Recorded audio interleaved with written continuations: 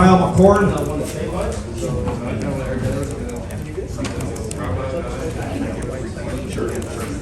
Front row here, Tim May, Letterman row. Kyle, you were eavesdropping there, but you heard what I asked Coach Day. It just seemed like a beat behind occasionally. It's like on the deep ball to Marvin Harrison Jr. just a little bit late, recognizing whatever.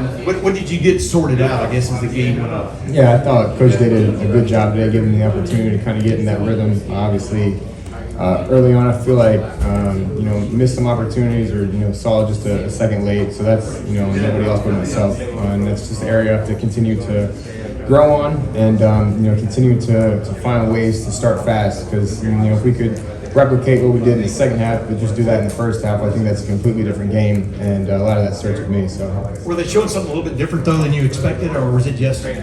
No, I mean I wouldn't say. Yeah, I wouldn't say it was anything that they were doing. I think a lot of that, the looks that we got out there were what we were expecting. Obviously you still have to go out and play football and go through your reads and whatnot. But at the same time, I think I just got to be better, start fast, because if we can get up, put a few touchdowns on the board early, that momentum is going to carry us through the entire game. Over here to the left, Nathan Barrett, Cleveland.com, and then Jeff Gilbert, Press Pros.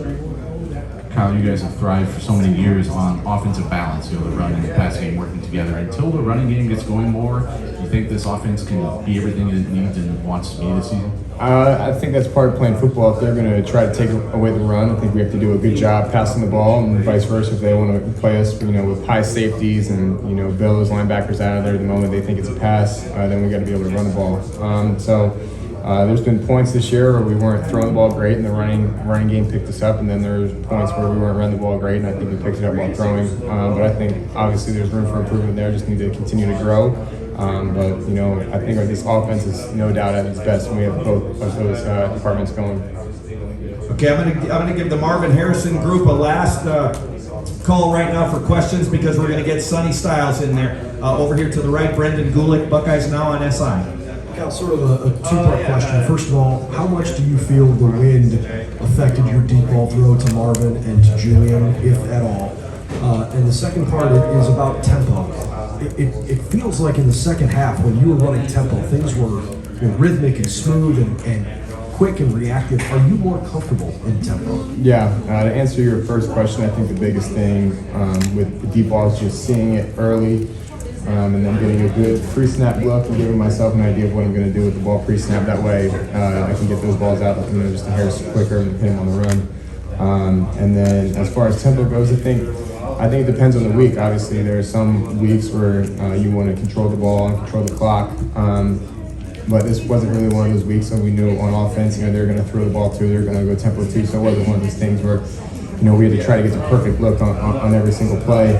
So I think all the guys, the plays we call when we do go tempo, are comfortable with them, and we're able to get rolling there a little bit. And sometimes that's what you need in slow start type of games, ugly games like this. Get some tempo going. Even if you're not hitting big plays, just that rhythm, I feel like kind of gets us moving on the offense. Okay, we're gonna pause it. Hey, if we could keep it down in the back a little bit. Sonny Styles, if you don't mind taking the empty table in the back, we've got Sonny. Okay, we're going to start to wrap it up for Cade Stover in the back. So I've got JT Tuimoloau, that's going to go up there, continuing with Kyle McCord right here, Jeff Gilbert, Press Pros. Kyle, when offenses are clicking, it feels like, they're calling better plays, figuring out what the defense is doing more. Was that anything to the second half of that, or did you just execute better and take advantage? We just executed better. I feel like there's definitely opportunities for us in the first half to get a score. It wasn't anything that we didn't expect for the most part, and it wasn't anything that I think the coaches could have done better. I feel like as offense and as quarterback of the offense, I feel like we need to take the initiative, and regardless of what they call me, to work. And we didn't quite do that in the first half, and then the second half, I felt like we did do that. We executed when opportunities presented itself, and that's huge, especially when you get down to the red zone, scoring touchdowns instead of field goals, because that's 4-point swing right there. So I wouldn't say it was play calling. I would say it's just execution that we need to continue to improve upon. Two plays today that were huge. Yeah. Katie, go ahead. Yep. Actually, we've got JT Tuimoloau at the back now, and we're continuing with Kyle McCord. Over to the right here, Dylan Davis, Delaware Gazette. Kyle, everybody we talk to talks about how you're the same person no matter what's going on. Your demeanor never changes. Is that a developed trait? Is that something you've always done? And I guess, how does that, really rally or keep an offense kind of settled in moments where you guys weren't playing very well early on? Yeah, I think that's always kind of been my personality. Just cool, calm, collected, but I think there's definitely a balance to it. I think at times you need to be that kind of fiery leader and light a fire under the guys, get them going. But then, when things don't look great and, we're kind of spinning our tires a little bit, then, be that calming voice, be like, all right, we're good, we just need to stick to what we do and, get this thing rolling. Who's got it over here? Oh, Katie Kapusta, Spectrum News. Hey Kyle, Coach talked about how poised this team is, so kind of going off of this last question, but how important is it to stay poised after that first half? Not only you, but specifically the team. It seems like such a maturity aspect. You were talking about the first half, how we stayed calm after that first half? Yeah. Obviously, you want to start fast and not put yourself in that position. But today, obviously, that wasn't the case. We didn't, have a fast start, and the game was just tied going into halftime. And I think that is a credit to a lot of the older guys like Kate Stover, on the offense. Just, like I just said, I think he was fiery at times when we needed to get going. And then I think at other times, it was like, we're good, and we just need to get the ball back and just take a deep breath. And so I think that's the leaders. And, I try to do that myself as well. And, I think when you have a good amount of guys all preaching that same message, I think it just calms everybody down and reminds me there's a lot of football left to be played. There's no reason to panic. We just need to go out there and do our thing. We're going to do about 4 more questions for Kyle. Over to the right, Michael Cohen, Fox Sports. Kyle, I'm not sure what the final number was, but with a couple minutes left in the game, you had targeted Marvin on about 52% of your throws today. I'm sure you'll throw it to him as many times as he's open, but is there also a balancing act between knowing you have a weapon like that and then also trying to get everybody else involved as best you can? Yeah, I feel like a lot of that is dependent on what the defense does. In weeks prior, we've seen Marvin get doubled, and you have to go to other guys, and so his stats that week might have not looked great. But other guys obviously got more touches, got more yards, touchdowns, whatever. And then today, a few times, I think they tried to double him or give him a little more attention. But if there's a one-on-one opportunity with Marvin, I don't care who's guarding him. I like Marvin 10 times out of 10. So I think a lot of it is just what kind of the defense decides they want to do.